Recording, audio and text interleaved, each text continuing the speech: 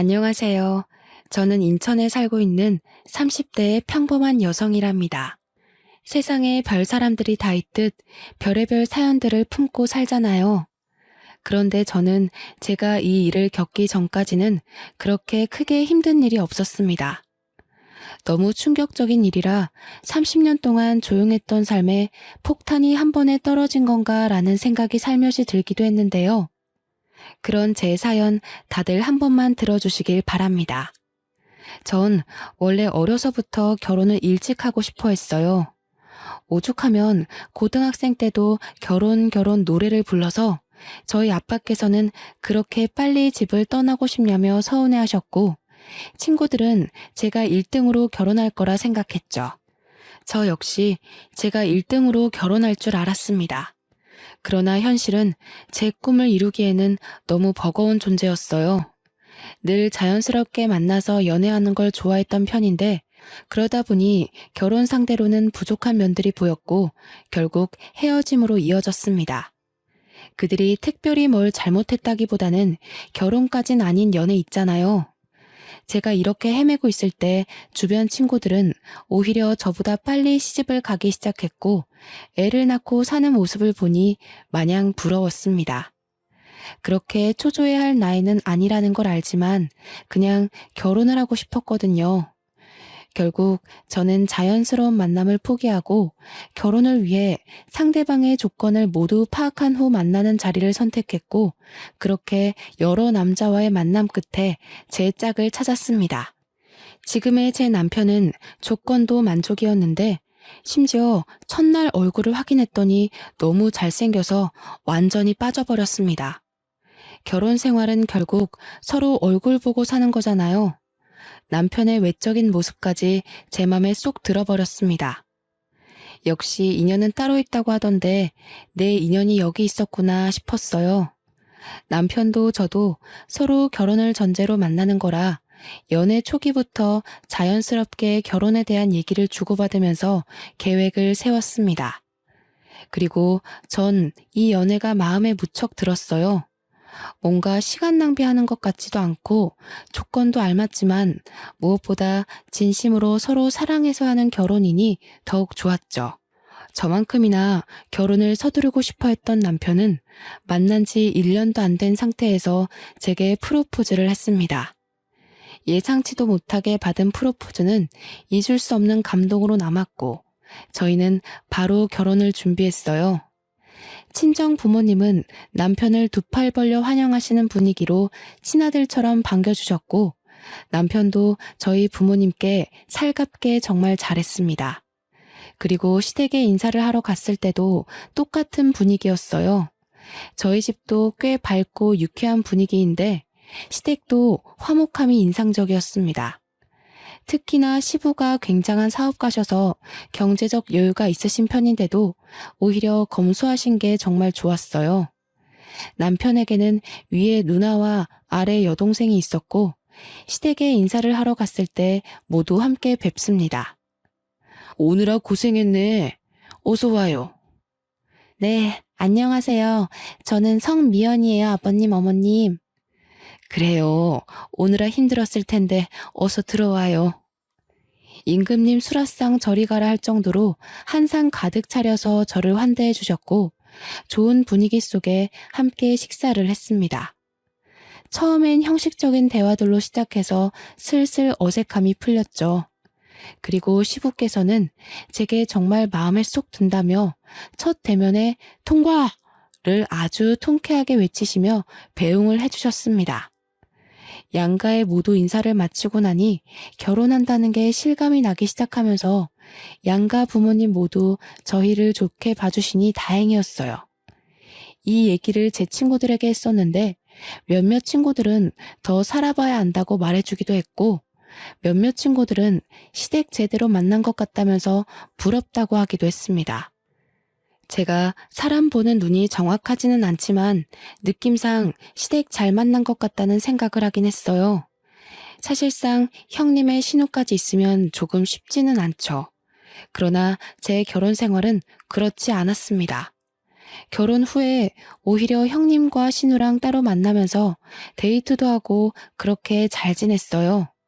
특히 형님은 저를 엄청나게 챙겨주셨습니다.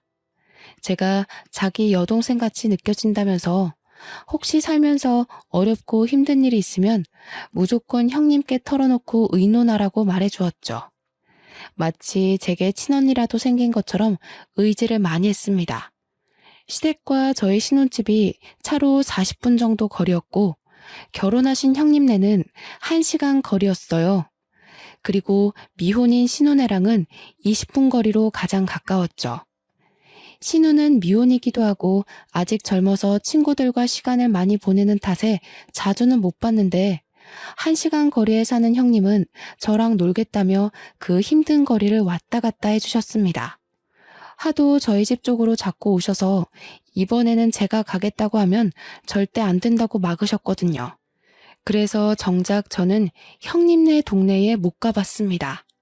한 번은 제가 형님에게 물어봤어요. 형님, 근데 왕복 2시간이 넘는데 매번 이렇게 오시는 거 안 힘드세요? 다음에는 진짜 제가 갈게요. 무슨 소리야. 옳게. 힘든 거 하지 마. 나는 운전하는 것도 좋아하고 그래서 상관없는데 옳게는 여리여리한 게 꼭 힘든 일 하면 쓰러지게 생겼잖아.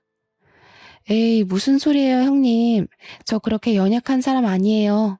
정말 다음에는 한번 초대해 주세요. 형님만 매번 저 위해서 고생하셔서 마음이 불편해요. 난 동생이 밑으로 둘이나 있잖아. 그래서 그런가 이렇게 하는 게 더 편해. 올케가 우리 동네로 오고 그러면 오히려 불편해서 제대로 놀지도 못할 것 같아. 그니까 그런 거 신경 쓰지 말고 보자. 얼굴 보는 게 중요하지. 누가 오고 가면 어때? 형님은 여장부 스타일에 정말 당차신 분이라서 안 친했을 때는 약간 무서웠는데 막상 친해지고 보니 이렇게 다정하신 분이었죠. 제가 힘들까봐 그게 싫어서 본인이 매번 저를 보러 오시던 분이셨고 올 때 또 빈손으로 오지도 않으셨습니다. 밑반찬이나 여자 몸에 좋은 것들을 막 사다 주시곤 했어요. 형님이랑 친해지면서 속마음도 들어볼 수 있었는데 제게 넌지시 말을 하더라고요. 옳게. 우리 부부 벌써 결혼 7년 차인가? 그런데 왜 애가 없는지 안 궁금했어? 그런 걸 뭘 궁금해요. 요즘 딩크 부부도 많고 부부 사생활인데 뭐하러 물어요, 형님. 고맙네. 나는 아기를 정말 낳고 싶었고 꼭 낳아야 했거든? 근데 3년 동안 애가 안 생기는 거야. 그래서 남편이랑 병원을 가서 검사를 해봤더니 내 자궁이 약해서 애를 못 갖는데. 말 그대로 불임인 거지. 의사한테 그 말 듣는데 너무 서글픈 거 있지? 그래서 남편이랑 그냥 둘이서 쭉 살기로 했어. 형님, 마음고생 심하셨겠어요. 아, 그때 생각하면 뭐 전부를 잃은 기분이었지. 실제로 전부를 잃은 것도 맞고. 그래서 나는 도준이가 결혼한다고 올게 데려왔을 때 너무 기쁘더라고. 둘이 잘 살다가 자연스럽게 애도 낳을 거고, 그럼 조카 생기는 거잖아. 난 진짜 조카한테 뭐든 다 해줄 거야, 올케. 언제일지는 모르겠지만 태어날 아기는 좋겠네요. 형님, 정말 아픈 상처를 저한테 이렇게 꺼내주셔서 감사해요. 그간 왜 형님네는 아기가 없는지 살짝 궁금하긴 했는데 이날 형님의 말을 듣고 마음이 참 많이 아프더라고요. 또 한편으로는 부담 갖지 말라면서 말은 했지만 내심 조카를 얼마나 바라고 계실까 싶기도 했죠. 저희 부부는 아기를 늦게 가질 생각도 없었고 자연스럽게 가질 생각이었기 때문에 하루빨리 좋은 소식을 들려드려야겠다 싶었습니다. 저를 챙겨주는 좋은 마음은 형님뿐만이 아니었죠. 시부모도 정말 과했습니다. 명절이 되어 시댁에 가기라도 하면 제가 힘들까봐 오히려 형님과 신우에게 일을 시키고는 하셨죠. 자꾸 그런 모습들이 오히려 부담스러워 정말 괜찮다고 제가 하겠다고 나서면 남편까지 나서서 저를 쉬게 했습니다. 저 정말 괜찮아요. 다 같이 얼른 하고 쉬는 게 좋죠. 저도 할게요. 무슨 소리야. 얼른 방에 가서 쉬고 있어. 이런 거 젊어서부터 자꾸 하면 몸 상해. 그래, 옳게. 나랑 도희가 할 거니까 얼른 가서 쉬어. 아, 정말 괜찮아요. 그냥 같이 할래요. 어디 아픈 것도 아닌데 저만 왜 특별 대우를 받아요. 그게 우리 집안 룰이야.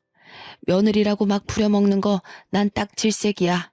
그니까 얼른 들어가서 쉬다가 저녁 먹을 때 나와. 상상도 해본 적 없는 시댁에서의 풍경이었습니다. 제 지인들만 해도 명절날이로 명절만 지내고 오면 끙끙 앓고는 했는데 전 오히려 너무 심심했죠. 과할 정도로 저를 아껴주고 챙겨주는 시댁 식구들 덕분에 좋기도 하지만 한편으로는 부담스럽기도 했습니다. 저를 과하게 챙겨주셨던 분들이지만 약간 이상한 부분은 있었어요. 형님은 제가 몸에 해로운 것이라도 하려고 하면 완전 태도가 돌변하셨습니다. 평소에 보지 못한 모습을 보이며 정색을 하더라고요. 형님과 데이트를 하다 가볍게 맥주 한 잔을 먹으려고 한 적이 있었죠. 그런데 형님은 갑자기 정색하면서 저를 말렸습니다.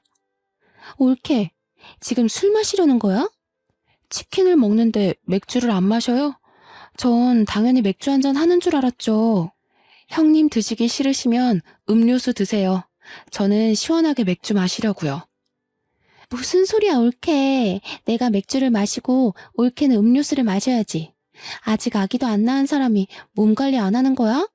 그러다 큰일 나. 형님, 맥주 한 잔 먹는다고 무슨 큰일이 나요. 평소에도 마시는데요. 평소에도 마신다고? 그러지 마, 옳게. 몸 관리는 똑바로 해야 해. 그러다 나처럼 애 못 가지면 정말 어쩌려고 그래. 그걸 원하는 거야? 네? 그건 아니지만. 형님, 혹시 화나신 거예요? 나 지금 화났거든? 몸 관리 좀 잘해줘. 다 큰 성인이 맥주 한 잔을 마신다고 화를 내는 걸 보고 황당했습니다. 제가 임신 중에 마시는 것도 아니고 심지어 임신 준비를 하고 있는 것도 아닌데 너무 과하지 않나 싶었죠. 이때부터 형님의 행동을 유심히 보게 되었어요. 그렇게 유심히 보니까 형님이 제게 과하게 막는 것들이 있다는 걸 알았죠. 너무 자극적인 음식이나 건강에 해로운 음식들은 절대 먹지 못하게 했고 형님이 해다 주는 반찬이나 먹자고 하는 음식들은 전부 산모에게 좋은 음식이나 여자에게 좋은 음식이었습니다. 물론 가볍게 생각하면 임신을 생각하고 있는 저를 위해서 노력해 주신다고 생각할 수 있지만 결코 가볍게 생각할 수 있는 문제가 아니었죠. 왜냐면 시모도 가만히 있는데 왜 형님이 나서서 임신 압박을 은근히 주는 건지 모르겠더라고요. 이게 말로만 듣던 임신 압박이구나를 내심 깨닫게 되었습니다. 평소에는 천사 모습을 한 형님이셨지만 저렇게 제가 본인의 뜻에 어긋난다 싶으면 완전히 정색한 호랑이로 돌변하고는 했죠. 그런 모습들이 점점 불편해지기 시작할 때쯤 아니나 다를까 형님은 대놓고 제게 물어봤습니다. 옳게, 그나저나 아직 소식은 없는 거야? 네? 어떤 소식이요? 어떤 소식이냐니. 당연히 임신이지. 아, 네, 아직 없죠. 왜 아직 없어? 한참 불타오를 신혼인데. 아직 없으면 문제 있는 거 아니야? 그런데 그렇게 천하태평하게 있는 거야? 형님, 저희 결혼한 지 이제 2달 조금 넘었어요. 아직 걱정할 정도는 아니잖아요. 무슨 소리를 하는 거야. 젊은 사람들은 혼전 임신에 허니문 베이비로 바로 임신하는 마당에. 가만 보면 옳게는 너무 안일하게 생각하는 것 같아. 그런 게 아니라 아직 그렇게 급하지가 않아요. 이 사람도 그렇고 저도 그렇고. 그건 옳게 생각 아니야? 옳게가 자꾸 그렇게 생각하고 말하니까 정작 도준이는 그런 마음이 아니어도 말 못하는 거 아니냐고. 형님, 그런데 왜 화를 내세요? 제가 뭘 잘못한 건가요? 임신을 하는 건 저희 부부가 선택할 일이고 저희끼리 알아서 하겠다고 분명 말씀드렸는데 매번 왜 그러세요? 저 형님이 자꾸 이러시는 거 너무 불편해요. 옳게. 불편이고 뭐고 지금 그게 중요한 게 아니야. 내일 나랑 어디 좀 가자. 오후에 시간 꼭 비워도. 형님은 제게 임신을 아직도 안 했다며 대놓고 화를 내셨어요. 과연 이게 맞는 상황인가 싶었습니다. 저는 이날 집으로 돌아와서 아무리 생각을 해봐도 형님의 태도를 이해하긴 어려웠고 남편에게 전부 솔직하게 말했어요. 여보, 형님이 자꾸 나한테 임신하라고 압박을 줘. 한두 번도 아니고 술 마시면 몸 관리 안 한다고 뭐라고 하고 조금 매운 거 먹어도 뭐라고 하시는데 처음에는 그러려니 했거든? 근데 이게 계속 쌓이고 쌓여서 이상하다 싶었는데 오늘은 대놓고 화를 내더라니까?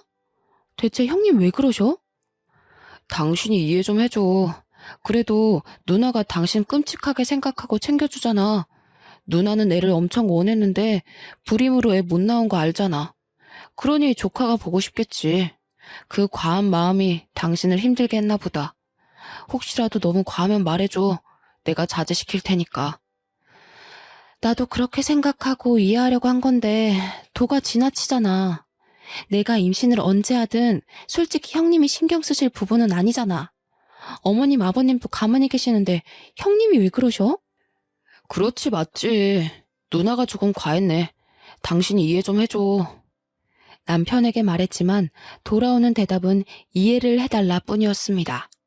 솔직히 저도 형님이 불임이라는 말을 듣고 조카를 원해서 그렇겠다고 생각을 하면서 이해하려고 노력을 많이 했었죠. 하지만 저렇게 대놓고 화까지 내는 걸 누가 쉽게 이해하겠어요. 기분이 너무 나빴지만 꾹 누르고 다음 날이 되었습니다. 형님은 이날 제게 어딘가를 가자고 했지만 솔직히 가기 싫었어요. 가기 싫어서 빈둥빈둥 하고 있는데 아주 칼같이 저를 데리러 왔고 어디 가는지도 모르고 우선 차에 탔습니다. 제가 차에 타서도 내내 어디 가는 거냐고 물었는데 대답을 안 해주는 거예요. 자꾸 말을 돌리고 회피하는 게 느껴져서 뭔가 이상하다고 싶었습니다. 그렇게 한 상가 건물 지하 주차장을 들어가는데 그 건물은 병원 건물이었죠. 얼핏 산부인과를 본 것 같아서 제가 혹시나 하는 마음에 차에서 내리지 않고 물어봤습니다. 형님, 설마 지금 산부인과 가는 거예요? 어? 산부인과 가는 거 맞는데? 여기가 내 지인이 의사야. 그래서 잘해줄 거야. 걱정하지 말고 얼른 가보자. 자연 임신이 어려운 거면 빨리 시험관이든 뭐든 해야지. 그렇게 넋 놓고 있을 때가 아니거든. 형님, 정말 뭐 하시는 거예요? 저랑 의논도 안 하시고 병원을 데려오세요. 지금 이거 너무 선 넘는 행동인 거 아시죠? 정말 많이 참으려고 노력하고 있는데 오늘은 도저히 못 참겠네요. 검사를 받더라도 제가 알아서 받을 거니까 제발 저희 부부 일에 신경 좀 꺼주실래요? 가긴 어디를 가. 여기까지 왔으면 검사라도 하고 가라니까. 검사하는 게 뭐 어려운 것도 아닌데 대체 왜 그래 어린애처럼. 제가 지금 검사하는 게 어려워서 이래요? 형님 행동하시는 게 기분 나쁘니까 그렇죠. 저는 형님이 잘 챙겨주셔서 진심으로 좋고 감사했는데 아무래도 적당히 선을 두고 보는 게 좋겠네요. 당분간은 따로 찾아오지 말아주세요. 전 그렇게 차에서 내렸고 저를 부르는 형님을 무시한 채 가버렸습니다. 집으로 오는 길 내내 아무리 생각해도 너무 화가 나는 거예요. 막말로 형님이 뭔데 저렇게까지 설치는지 모르겠고 불편하다 못해 오만정이 다 떨어졌습니다. 남편이 퇴근해서 돌아올 때까지 전 기다렸다가 남편에게도 말했어요. 나 오늘 형님 손에 이끌려서 강제로 산부인과 가서 검사받을 뻔했어. 나한테 한마디 상의도 없이 병원까지 갔다고. 내가 대체 어디까지 이해를 해줘야 하는데? 말 좀 해봐. 아, 정말이야? 누나가 너무 심했네. 내가 누나한테 그러지 말라고 말할게. 그러지 말라고 말하는 게 아니라 대체 왜 그러냐고 좀 물어봐. 나도 궁금해 죽겠으니까. 어머님, 아버님도 나한테 임신 강요를 안 하시는데 왜 형님이 저렇게 계속 스트레스를 주는 건데? 그리고 어디 한번 물어보자. 당신도 사실 아기를 빨리 원하는데 나 때문에 말 못하고 있다는 게 맞아? 어? 아니, 뭐 꼭 그런 거는 아니고 그냥 빨리 생기면 좋기는 하지. 나한테는 그런 말 한 적도 없잖아. 그런 생각이 있으면 당사자인 나한테 말을 해야지. 왜 형님한테 말해서 전해 듣게 만들어? 결국 당신도 문제야. 이날 남편에게 엄청나게 퍼부었습니다. 형님을 대신해 남편에게 화풀이를 한 거죠. 남편은 한참을 제 말을 들어주다가 사실은 아이를 원한다면서 빨리 낳고 싶다고 말을 했어요. 이런 말을 아내인 제게 했으면 정말 좋았겠죠. 왜 저한테 안 하고 형님에게 했는지 모르겠더라고요. 전날 남편이 형님에게 연락해서 앞으로 제게 임신에 대한 압박을 주지 말라고 말하는 걸 얼핏 들었지만 모른 척 했습니다. 이후 형님은 정말 미안하다고 연락이 몇 통 왔었어요. 조카를 너무 원했는데 아무래도 본인의 방식이 잘못이었다며 사과를 한다고 했죠. 우선 사과를 받아줄 거지만 적당히 거리를 뒀으면 좋겠다고는 말했습니다. 예전처럼 너무 자주 만나는 건 원치 않는다고 말했어요. 이 말을 잘 포장해서 돌려서 말을 했고 형님도 알겠다고 하셨죠. 이미 제대로 정이 떨어졌고 불쾌함을 너무 느낀 상황이라 예전 사이로는 절대 돌아갈 수 없다고 생각했습니다. 또 형님의 진짜 모습을 봐버려서 그런가 더욱 예전처럼 지내기 싫었어요. 형님이 보고 싶든 보기 싫든 시댁에 가야 하는 명절은 돌아오고 형님이 싸운 후 처음 맞이하는 명절이 되어 시댁에 갔습니다. 여전히 저를 공주 대접해 주셨지만 이제는 제가 완강하게 나서서 일 꼭 하겠다고 그렇게 하지 마시라고 불편하다고 했죠. 그런 제 모습에 오히려 시댁 식구들이 다 놀랐지만 괜히 꼬투리 잡힐 일은 하지 않는 게 좋겠다고 생각했습니다. 그렇게 전도 붙이고 음식을 만들다가 옷에 계란물을 흘려서 갈아입으려고 방에 갔죠. 저희 시댁이 2층 집이고 저희가 가면 2층을 사용해요. 옷을 갈아입고 2층에서 1층으로 내려오는데 1층에서 형님과 남편 그리고 신우가 다투는 소리가 들렸습니다. 시모와 시부는 방에 들어가서 쉬고 계셨거든요. 저는 뭔가 직감적으로 이건 꼭 내가 들어야 한다고 생각을 해서 엿듣기 시작했죠. 그럼 이게 다 나 때문이라는 거야? 애초에 이건 도준이 네 탓이지. 결혼한 지가 언젠데 아직도 애 한 명을 못 만들어. 너 바보냐? 어디 부족해? 그만들 좀 해. 다 들리겠다고. 엄마 아빠도 그렇고 새언니도 들으면 어쩌려고 그래 정말? 어련히 알아서 할 건데 누나가 설쳐서 이 꼴 난 거를 왜 인정을 안 해? 웃기지 마. 그게 뭐가 그렇게 어렵다고 너는 여태 몇 년 동안 그거 하나를 못하냐고. 언제까지 내가 이러고 있어야 하는데 나는 뭐 좋아서 이러고 있냐고. 아 그럼 빠지던가. 원래 아들인 나한테만 주는 건데 불쌍해서 끼워줬더니 말이 많아. 내가 경고하는데 누나 설치지 마. 한 번만 더 설쳐서 일 키우면 누나는 국물도 없어. 아 그만들 좀 하라고. 기다려봐. 내가 망 보고 올게. 딱 봐도 내용이 이상한 대화였고 신우가 망을 보고 온다는 말에 전 다시 계단을 올라갔습니다. 그리고 자연스럽게 내려오는 척 했어요. 마주친 신우에게는 뭐 가지러 가냐고 물었고 저를 보고 깜짝 놀란 신우는 어색하게 그렇다며 올라갔습니다. 내려와서 아무렇지 않게 음식을 하는데 아무리 생각해도 저 대화에 대해 너무 물어보고 싶었죠. 그러나 물어본다고 대답해줄 사람들은 아니었기에 머리를 굴려봤어요. 분명히 뭔가 있구나 싶었습니다. 제가 음식을 하는 와중에도 제 눈치를 살짝 보는 형님과 남편의 시선이 느껴졌지만 애써 무시하며 음식을 했어요. 다 끝낸 후 다 같이 저녁을 먹는데 갑자기 형님이 이상한 말을 꺼냈습니다. 우리 엄마랑 아빠는 좋겠네. 며느리가 하지 말라고 해도 직접 이렇게 맛있는 명절 음식도 해주고. 좋기야 한데 정말 괜찮으니까 다음부턴 하지 마. 힘들어. 그래 세아가. 여기 식구가 몇인데 너까지 고생하니? 거봐. 들었지 올케? 다음부터는 안 해도 괜찮아. 올케는 이런 거 하지 말고 예쁜 손주를 안겨줘야 진짜 효도하는 거지. 그렇지? 아유, 그럼 바랄 것도 없지. 내가 지금 이 나이에도 아직 버티고 있는 이유가 태어날 손주한테 한 푼이라도 더 주려고 그러는 건데. 그러게, 생각해보니 너희는 여태 소식이 없니?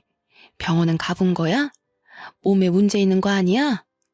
아, 저희 아직 젊고 병원까지는 안 가봤어요. 조금 더 노력해보고 그래도 안 생기면 같이 병원 가볼게요. 젊다고 생각할 문제가 아니야, 세아가.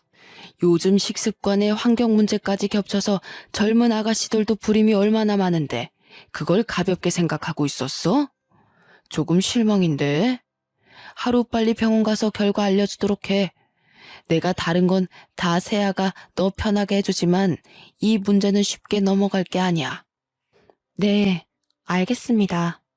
딱 봐도 병원 가서 검사시키려는 형님의 속셈이 보였죠. 대화 내용도 그렇고 저렇게까지 해서 저를 병원에 데려가는 모습도 그렇고 아무래도 뭔가 있다는 생각을 떨쳐낼 수가 없었습니다. 저는 명절이 끝나면 신우를 찾아가기로 생각했어요. 신우는 형님과는 다르게 소극적이고 성격도 굉장히 착했습니다. 그래서 분명 계속 파고들면서 물어보면 대답을 할 수밖에 없을 거라 생각했어요. 남편에게도 티내지 않고 신우에게 오랜만에 데이트하자며 연락했습니다. 혹여나 이걸 형님이나 남편에게 말할까봐 신우네 집 근처에 볼 일이 있어서 왔다면서 아주 자연스레 밑밥을 깔았어요. 그리고 신우는 의심 없이 반갑게 저를 만나러 나왔죠. 신우와 저녁을 맛있게 먹고 조용한 카페를 찾아가서 대화를 나눴습니다. 솔직하게 뭐냐고 물어볼까 아니면 은근슬쩍 알고 있는 척 물어볼까 엄청 고민했어요. 신우 성격상 제가 뭘 알고 있어야 스스로 실토할 것 같아서 아는 척 연기를 시작했습니다. 아가씨, 나는 우리 식구들 다 진심으로 아주 좋았는데 어머님 아버님 빼고는 나한테 다들 진심이 아니었더라? 아가씨도 그렇고 그래서 너무 속상하던데? 네? 언니 그게 무슨 말이에요 갑자기? 뭐든 꼬리가 길면 다 걸리는 법이거든. 셋이서 작정하고 나 하나 바보 만들면 끝까지 내가 모를 거라고 생각한 거야? 그나마 내가 오늘 아가씨를 만나러 온 이유는 앞길이 아직 창창하고 젊으니까 기회를 주려고 온 거야. 나한테 모든 걸 자백하면 선처해줄 의향이 있어. 그렇지만 조금이라도 다르게 말하면 오빠랑 형님처럼 똑같이 처벌받게 할 거야. 네? 그게 처벌할 수 있다고요? 아닌데. 그럴 리가 없는데. 나 시간 없어. 선택해서 얼른 말해. 새언니, 정말 미안해요. 저도 언니 볼 때마다 너무 죄책감 느꼈는데 이미 약속은 해서 어쩔 수 없었어요. 지금이라도 뭐든 다 할 테니까 제발 처벌은 하지 말아주세요. 저 아직 시집도 못 갔는데 제발요. 울며 불며 신우이가 말한 내용은 충격 그 자체였습니다.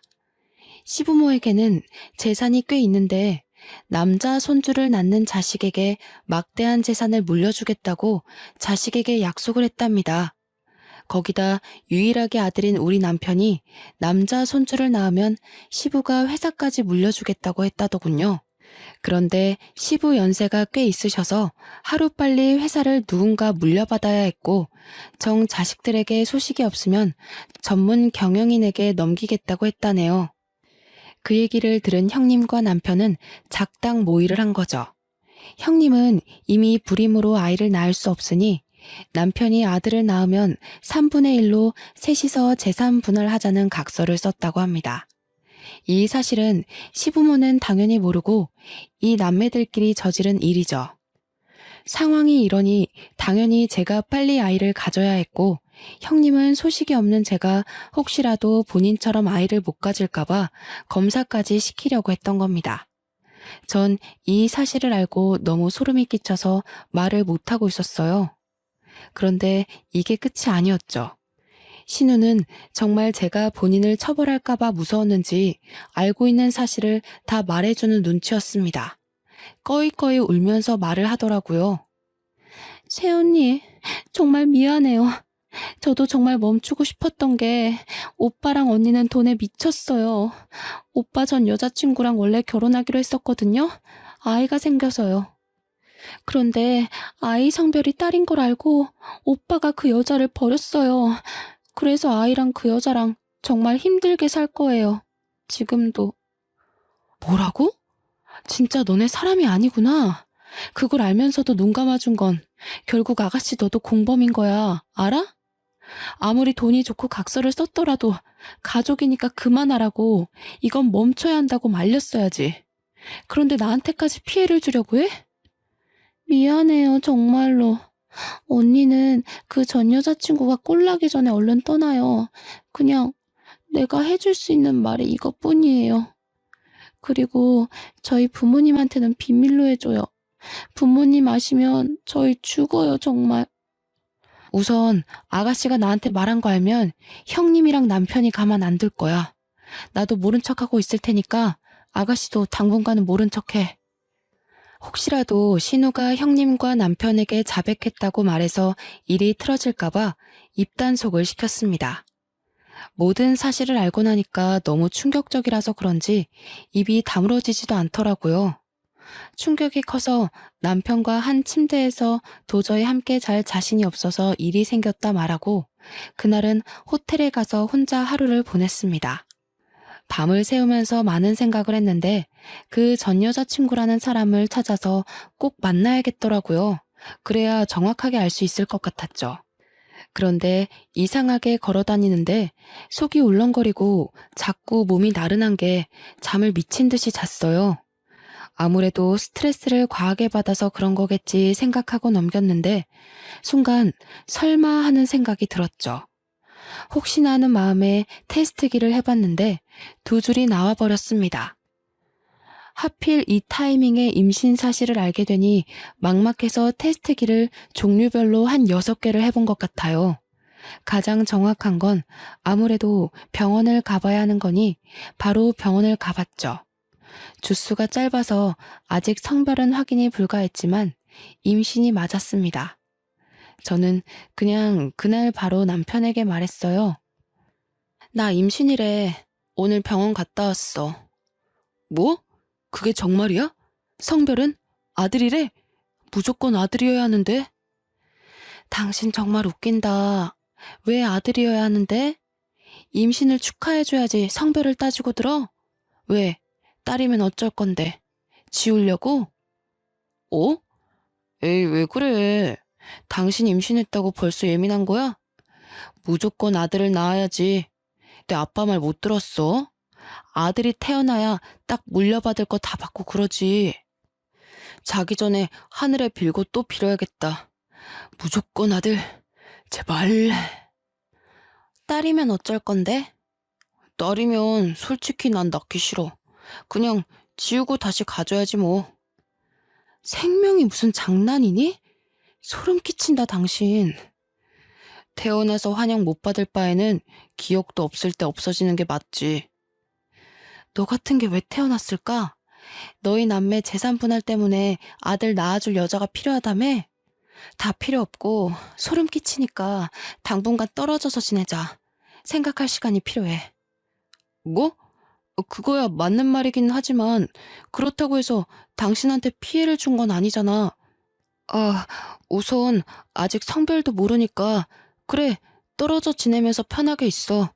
내가 안 보일 테니까. 그치만 꼭 몸 조심해야 돼.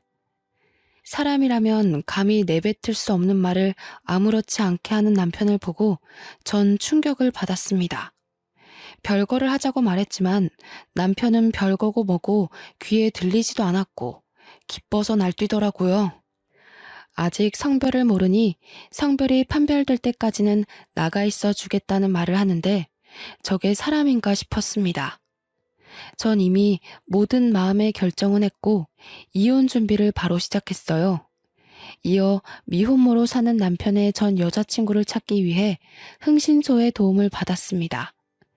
흥신소의 도움을 받았더니 생각보다 빨리 찾게 되었고 제 생각보다 그 여자는 너무 힘겹게 살고 있었습니다. 같은 여자로서 너무 안타까웠습니다. 제가 먼저 연락드리니 저보다 남편에게 복수하려고 이를 갈고 있더군요. 안녕하세요. 저 전화드린 성미연이에요. 네네. 집이 허름하죠. 우선 앉으시고 정말 찾아와줘서 고마워요. 그 자식 그쪽한테도 그렇게 했어요? 저랑 우리 딸 버리듯 그렇게 한 거예요? 그러려고 하고 있는 것 같아요. 저는 아직 초기라 성별을 모르거든요. 근데 아들이 아니면 지울 거라네요. 그 자식 사람 아니에요.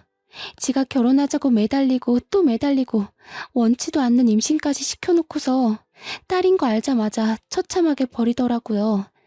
저는 그때 너무 어렸고 심지어 그 자식 때문에 부모님이랑도 연을 끊어서 갈 곳도 없었는데 정말 딸아이랑 둘이 얼마나 힘들게 살았는지 몰라요.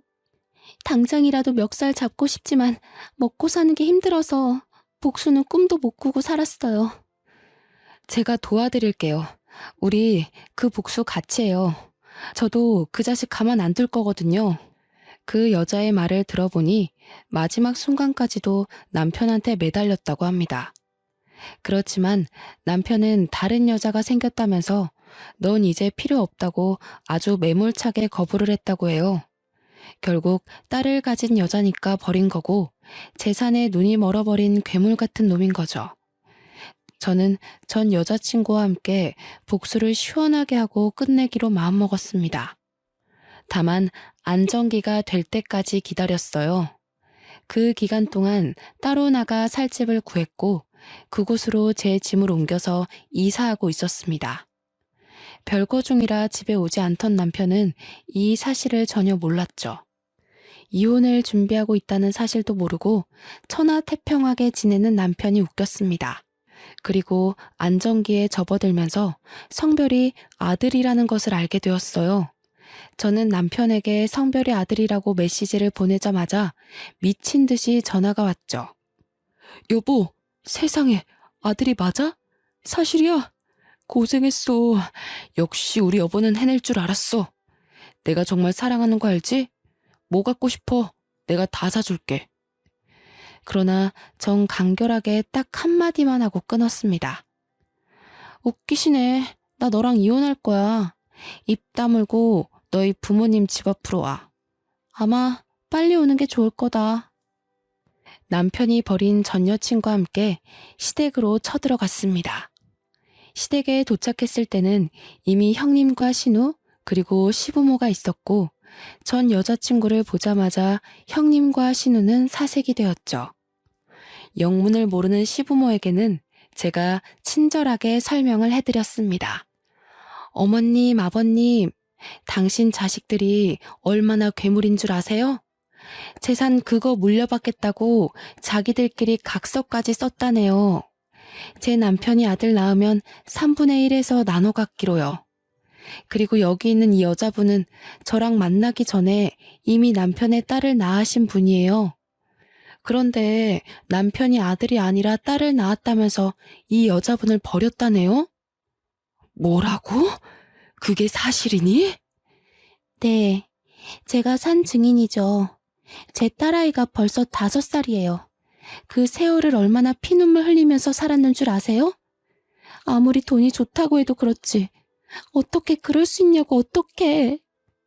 그 나쁜 자식 때문에 나랑 내 새끼는 매일 피눈물 흘리면서 살았는데 아직도 이러고 살고 있네요. 당신 아들은 돈에 미쳤다고요.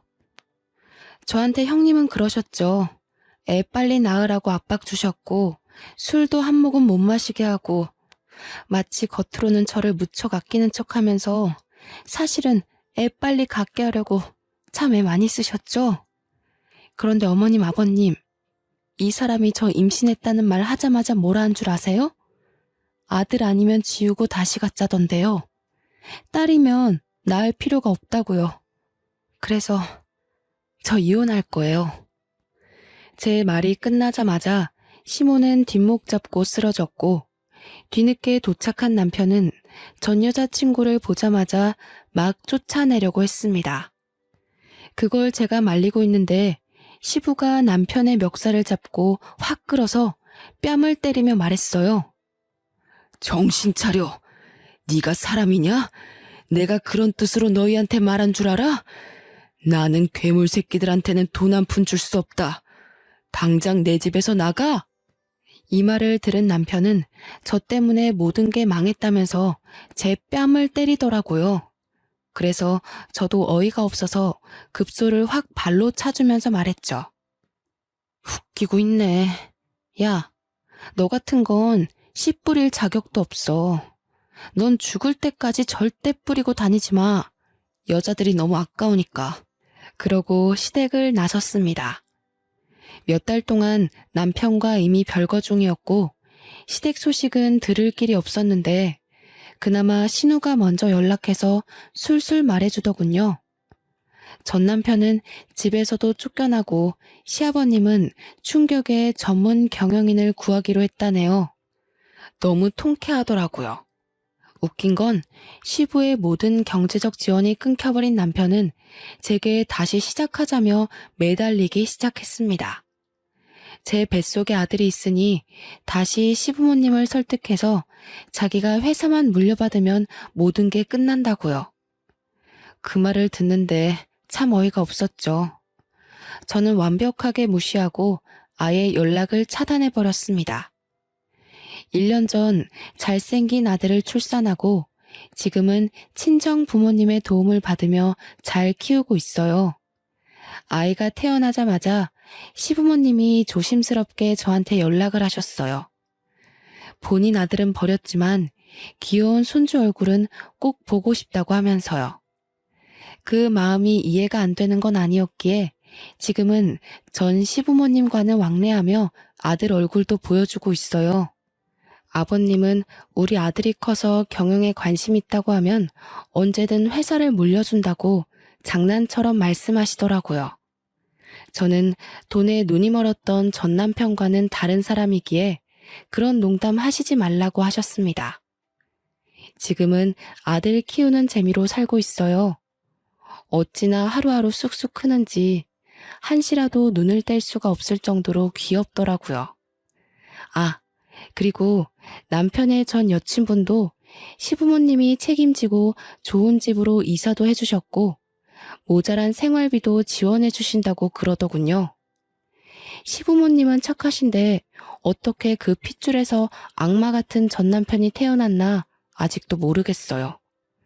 그래서 저는 아들을 키우면서 돈이 전부가 아니라는 것을 제대로 가르쳐 줄 생각입니다.